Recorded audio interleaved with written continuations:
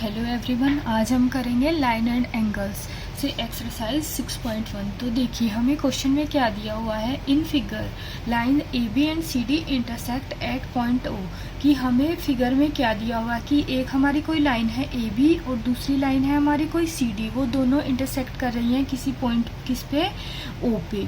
If angle A O सी, की angle A O सी ये वाला एंगल और angle B O E B O E, तो मतलब ये वाला एंगल, अगर हमारे इन दोनों एंगल को अगर हम ऐड कर दें तो हमें कितना मिल जाता है, 70 डिग्री का एंगल मिलता है।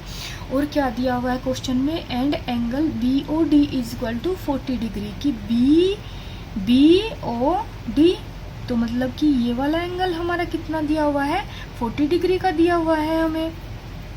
Find angle B O E, तो हमें क्या फाइंड आउट करना है, एंगल बी ओ ई, हमें ये वाला एंगल कितना है वो फाइंड आउट करना है। And reflex angle C O E, reflex angle C O E find out करना है। तो पहले हम देख लेते हैं कि क्वेश्चन में गिवन क्या क्या है हमें। तो हमें गिवन क्या है, तो हमें ये वाली चीज़ गिवन है, एक तो angle A O C plus angle B O E equal to 70 degree given है। और क्या गिवन है, हमें angle B O D is equal to 40 degree given है। और हमें फाइंड आउट क्या करना है, एंगल बी ओ ई और reflex angle C O E. तो देखिए इस टाइप के क्वेश्चन को कैसे करते हैं।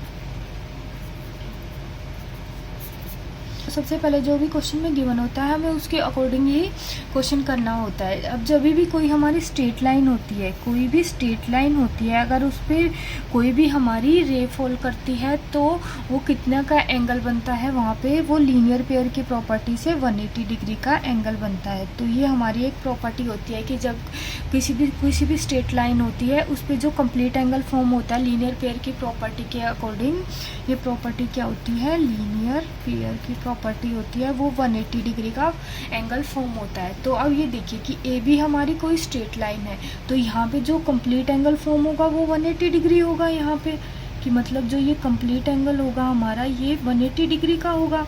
तो मतलब ये कंप्लीट एंगल इन तीन एंगल से मिलकर बना होगा, एक तो एक ये वाला एंगल और एक ये वाला एंगल। तो हम क्या लिख सकते हैं कि angle A O C plus angle C O E plus angle E O B is equal to 180 degree. Linear pair की प्रॉपर्टी कहती है क्योंकि ये बात हमें, तो लीनियर पेयर की प्रॉपर्टी से हमने ये लिख दिया है। तो देखिए लेकिन हमें क्वेश्चन में क्या दिया हुआ है कि एंगल ए ओ सी और एंगल बी ओ ई, कि मतलब ये एंगल और ई ओ बी या बी ओ ई दोनों का सम कितना है, 70 डिग्री है। तो हम इन दोनों को इक्वल टू 70 लिख सकते हैं। तो बचा क्या हमारे पास, angle C O E is equal to 180 degree. तो अब ये 70 जब उधर जाएगा तो एंगल सी ओ ई हमारा उधर रह जाएगा।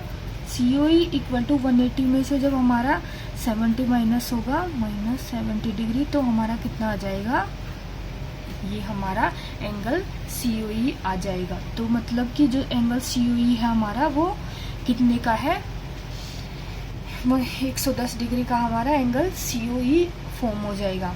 तो अब हमसे नेक्स्ट क्वेश्चन क्या दिया हुआ है कि हमें फाइंड करना है एंगल बी ओ ई, कि बी ओ ई हमें फाइंड आउट करना है। लेकिन एक चीज़ देखिए कि जो लाइन है हमारी ए बी और सी डी, वो दोनों एक दूसरे को इंटरसेक्ट कर रही हैं। A B and C D intersect each other, की मतलब ये एक दूसरे को किसी पॉइंट ओ पर काट रही हैं। और हमने क्या पढ़ा है कि जब कोई भी दो लाइन सेगमेंट एक दूसरे को किसी पॉइंट पे काटते हैं तो हमारे वर्टिकली अपोजिट एंगल हैं वो इक्वल होते हैं। तो हमारे वर्टिकली अपोजिट एंगल कौन सा हो जाएगा, ए ओ सी किसके इक्वल हो जाएगा, बी ओ डी के। ये मतलब इस टाइप से अगर कोई लाइन क्रॉस करिए तो ये वर्टिकली अपोजिट होते हैं, ये फर्स्ट एंगल सेकंड के इक्वल होगा और जो यहाँ थर्ड एंगल फॉर्म होगा वो एंगल फोर्थ के इक्वल होता है। ये होते हैं वर्टिकली अपोजिट एंगल। तो एंगल यहाँ से ए ओ सी हमारा किसके इक्वल हो जाएगा, एंगल बी ओ डी के। तो एंगल ए ओ सी हमारा किसके इक्वल हो जाएगा, ए ओ सी हमारा बी ओ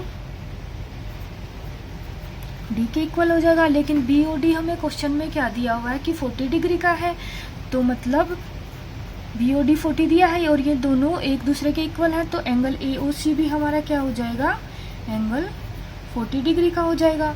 और हमसे क्वेश्चन में और क्या पूछा था कि हमें रिफ्लेक्स एंगल फाइंड आउट करना है, किसका, एंगल COE के लिए। तो रिफ्लेक्स एंगल क्या होता है हमारा, कि जो भी एंगल जो 180 डिग्री से ज़्यादा होते हैं और 360 डिग्री से लेस होते हैं वो हमारे रिफ्लेक्स एंगल होते हैं। और अगर हमें रिफ्लेक्स एंगल फाइंड आउट करना है तो जो भी हमारा एंगल COE आया अगर उसको हम 360 से माइनस कर देंगे तो COE हमारा आया कितना था, 110 आया था। एंगल COE हमारा ये आया था और इसका रिफ्लेक्स अगर हमें फाइंड आउट करना है तो उसको 360 से माइनस कर देंगे तो ये माइनस होके हमारा कितना आ जाएगा, 250 डिग्री।